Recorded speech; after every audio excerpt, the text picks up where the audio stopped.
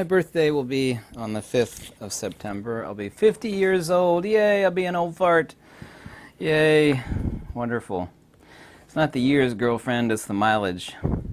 You know, I'd like to take I wished I could have gone back in time and taken a lesson from my younger self. I made a really genius couple of moves as a younger person. Bought some scrubland out in Utah. It was like the worst sort of post-apocalyptic land you could imagine. It's like 40 miles of nothing in every direction. Anyway, I bought it really cheap.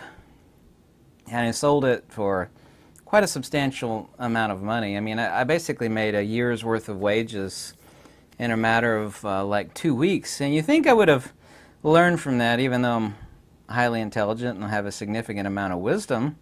Yeah. Yeah. And yet apparently I didn't. I don't know why. There are probably a lot of contributing factors. You know, the fact that I got married to take care of my wife dying of cancer, and all sorts of other things. I'll blame it on that, even though I probably shouldn't. We all make dumb decisions in life. I mean, I don't drink or smoke or do drugs. Someone says, oh, you've been a big bunch of mistakes getting all those tattoos on you. I know someone's going to say that in the comments section. Or either that or comment on the fact that I'm out of shape. Yeah, it's like all of those things are true. Yeah, I'm sorry I'm not perfect like you, right? But mistakes made is that we need to stop, and we all get caught up into this because of media, social media. Didn't really have social media back then. We kind of did, but just the precursors of it. I'm that old, right? Growing up in the 80s and the 90s. Is that we confuse things with assets. The point was, and of course I couldn't have enjoyed that stinking, and I think that's one of the contributing factors, couldn't have enjoyed that stinking, rancid Utah land out in the middle of nowhere, thousands of miles away from me in Kentucky. But we need to stop thinking about things. People, of course, work really hard to buy labor-saving devices. Everybody's struggling right now. You know, and I struggle too, even though my house and car are paid for. I mean, there's property taxes, regular taxes, gas, water, electric, phone, cable, cell. I get all that, but people will take what little bit of expendable income they have and buy an upgrade for their car, which they're never going to get that money back. I've never did that, actually. Or some sort of toy, you know, like, oh, fancy new computer, you know. Apparently the big thing these days, and I never did this growing up, and I don't know why people ask me if I play, you know, computer games, and the answer is no. No type of digital games. So people will buy something like that. It's like, well, you know, I get some pleasure out of life, or a nice, expensive vacation, which I get that. I mean, I've never had a real vacation. Real vacations where you spend a few weeks or a month, to me anyway, someplace like Iceland or Norway or Switzerland. You know, I'd love to go there for like a few weeks or a month, and that's never going to happen. I mean, it could happen before I kick the bucket. Who knows? Once again, I'll be 50 years old here in a few days. Lucky me, right? But everybody's, and I'm guilty of this as too, just as bad as you, thinking about spending money on things. And it's just such a bad idea. I mean, I put my money where my mouth is at. I've come back to the lesson that I learned early in life, even though I couldn't mess around with that worthless Utah land, is that I enjoy myself on assets. Instead of spending money on things, stuff, it's like, oh, here's my computer console, here's my big screen TV. They're never going to bring you, as soon as you buy them, they're essentially worthless. Once you get out of your 30-day return period on electronic, I mean, they're junk. They're just throwing your money away. If you work and you spend it on stuff, you know, you're going to be in the same pit as 99.9% of everybody else. At least buy things that are assets that you can enjoy. I mean, I know a guy that he knows a tremendous amount about cars. And generally, of course, if you buy any new vehicle, it's worthless. It's like, well, not worthless, but worth 30% after you drive it off the lot. I've never owned a new car myself. I would never buy a new car. Anyway, you buy used cars, and he knows how to fix them, and he knows all about their value, and he enjoys them, and he sells them or flips them for a substantial amount more money than you put into them. There's an asset. However, you do have to have the skills and know what you're doing to do that. You just can't start, for example, buying cars, and I am not a one person that has ever done that. I sold everything that I have that's not glued down, literally, to buy land and more land. I enjoy these things. These are assets. Every piece of land that I bought, I could flip for more money. You know, one of the biggest answers to almost everything, especially these days, is land. You know, it feeds you, it clothes you, it's a shelter, it's, you know, it's heating. If you have trees on it, of course, it depends on where it's at in the world. Land is essentially everything. People say, oh, you don't ever really own it because of property taxes. Well, I know where people will come off with that, but I mean, that's like saying you never own your car, even if it's paid for, because you have to pay vehicle car tags every year, and if you don't pay the tags, then you're technically not legally supposed to be able to drive it. It's my car, but I can't drive it.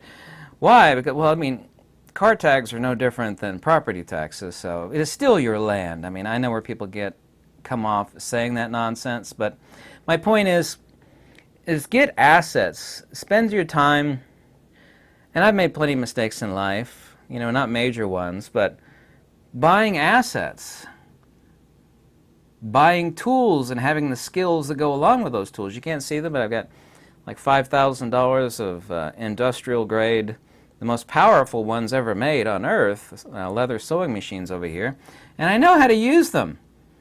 You know, worst comes to worst, you need to have skills, because people today are too lazy to do anything, like jobs that are big time in demand. If you have the skills to know how to do them, like electrician, plumber, yada yada, stuff like that, including making. How many people today actually know how to do leather work? People always need belts and wallets, and so we're going to say no one's going to have money in the future, nobody will need a wallet. I know someone will make that statement. All the things that you can make out of leather. They need holders for everything. I can make all sorts of stuff with these things. And who else, like in this city, and this is the largest city in the state of Kentucky, for example, how many people can do leather work? What, maybe a dozen or less? Largest city? You know, when you can make yourself valuable with those skills. So skills and assets, assets and skills. The answer is not in crypto, it's not in gold or silver. If the poo hits the fan, you know how much silver's down? Everybody kept telling me all these past few years where silver was sitting at $24 an ounce. And I used to buy silver when I was young, including gold, much younger. Silver is now like, what, $18.50? Everybody was yelling at me to buy more silver at $25 an ounce. Like, no way in hell. Sure, it's really low, it's going to keep going up. It's like, yeah, right, sure it is. And sure enough, of course, it's gone down, not up. It's gone down like $7 an ounce. It might, you know, during a collapse, it might go up to, who knows, $80 an ounce. But what does $80 get you now? Now that we have mega inflation, skills matter for a lot, and so do assets. No matter what happens with inflation, unless, of course, the entire world collapses, which is what they're trying to do. Land's intrinsic value from the fact that it feeds you, it clothes you, it gives you lumber for heating, on and on and on and on. Nothing compares to land. Here's something, and everybody apparently is playing games in their mom's basement. Everybody's just like gone into this silent quitting. Yeah, that's what they call it, silent quitting. And I get it. People say, why should I, you know, work myself to death to work for some boss that, you know, treats me like hell? And I really do get that. That's the reason why seemingly everybody today wants to work for themselves. They don't want to work for some other evil tyrant. But I mean, if you could take any advice from me where I know I'm 100% right, because I've made mistakes in life. People say, oh, you're fat, that's a mistake. You're tattooed, that's a mistake. Fine, you want to say that? I don't care. Fine, I'll agree to that, okay? I never thought that these tattoos were going to make me any money. I mean, I never held any sort of such delusion. You know, I never thought that. I never harbored such a silly delusion. So, you know, that's kind of ridiculous. But stop thinking about things and start thinking about assets. Find something that you're really, really good at that you know you can flip. Or hold on to and know that, you know, outside of, you know, World War III and total collapse, its value, even then, people say, well, there's having something to it. I'm told people this endlessly. Having something and keeping it are two different things, you know?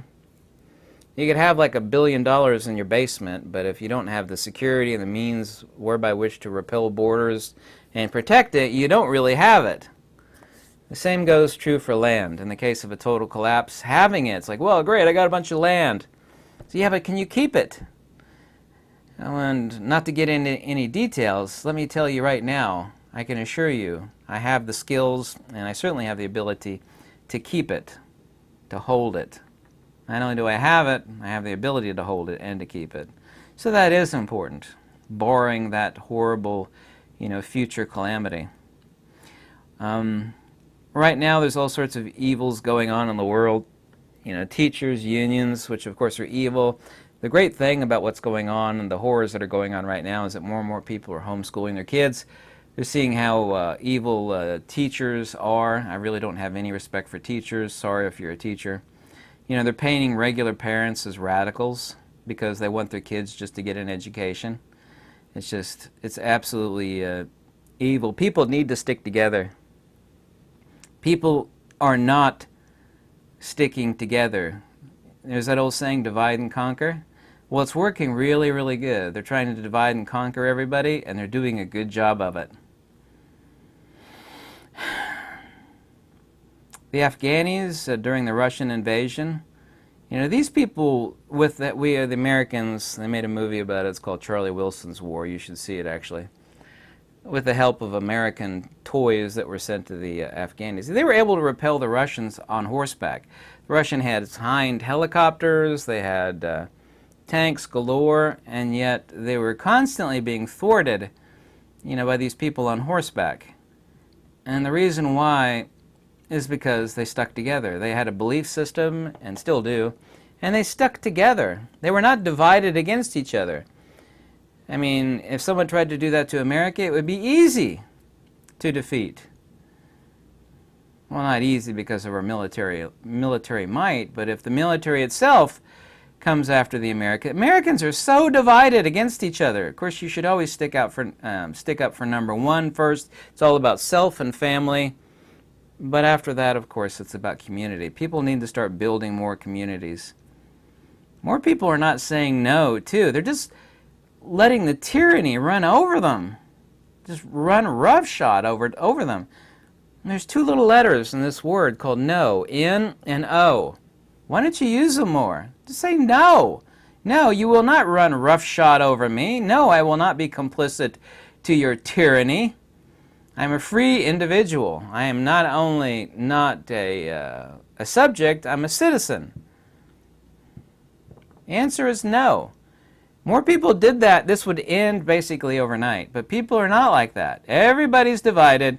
They're all sitting at home, living in their little nutshells, sniffing their own flatulence. That's what everybody's doing right now. They're playing video games in their mom's basement, sniffing their own flatulence, living in their own little personal fantasy world. You need to develop a community. Like-minded people. It's like, I don't agree with you and you don't agree with me, but we'll stick together and take care of each other. The thing where the Mormons, not the Mormons, excuse me, there we go, Amish, excuse me. The Amish people have a barn raising. Nobody could, nor a family could build a barn. Everybody from all over the community, even some other community, they come in, they pitch together, they build a barn. Some really magnificent barn that would last a long, long, long time. And, Joe Blow Amish in the other country, you never met the guy. It's like, he's got a barn raise. Well, he showed up to my barn raise. So everybody from multiple communities, they go over there, they spend a few days. They raise his barn, on and on and on. A lot of things get done that way. It's the same way the Egyptians built the pyramids. America and Europe is so divided against itself that you couldn't get together 3 people to agree that water is wet. Let me repeat that again since it's extremely accurate. You have the Egyptians building the pyramids, you have the Amish that bring people from all over. Shoop, barn raising, yeah, because you needed a whole lot of people to raise a barn. Shoop, yeah. You cannot even get 3 Americans together to agree that water is wet or the sky is blue.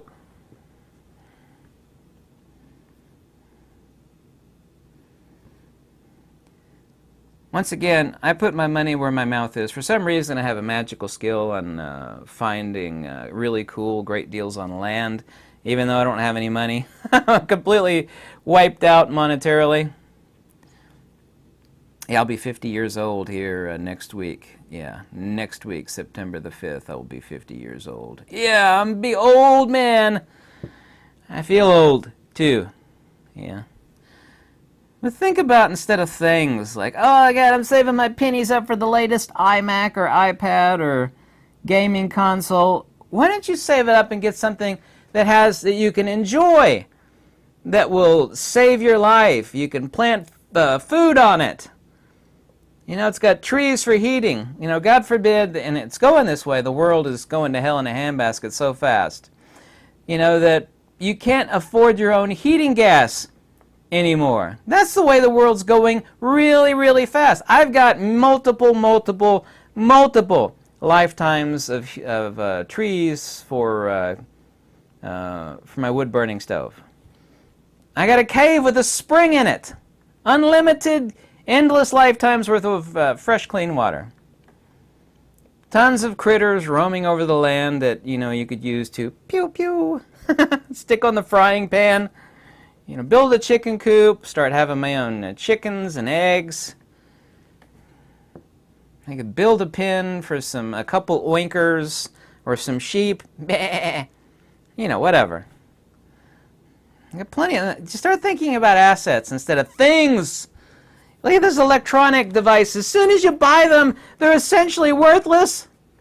It's like you buy this for $2,000 and turn around the next day, and you'd be lucky to get $1,200 for it. I just paid $2,000 for it. Still bad, it's electronic junk. If you need it as a tool to make you money, that's understandable. But you don't need those things. You need assets. Young people need to learn all about assets, and they're not doing it. Don't make the same mistakes I did and basically every other human did growing up. Think about assets and not about things. Say no. You need to develop local trading networks. Yeah? Local trading networks. Anyway, thanks so much for watching. I'm going to take 2 days off for my birthday next week. That's going to be my present to myself. I'm just going to take 2 days off, and I'm just going to, like, take it easy. That's my birthday present for my 50th birthday. At least I hope I could do that. I hope. Might not happen. Phew. You know you're getting old when your birthday present. It's like, Jesus, I just hope I could take a couple days off. Thanks.